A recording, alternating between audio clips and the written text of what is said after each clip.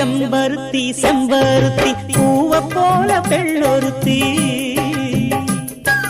காதலன தேடி வந்தாள் கண்ணில் வண்ணமை எழுதி மேலும் கீழும் ஆடுகின்ற நூலிடைதான் மீண்டும் மீண்டும் நான் படிக்கும் நூலகம்தான் நாளெல்லாம் மீண்டும் மீண்டும் நான் படிக்கும் நூலகம்தான்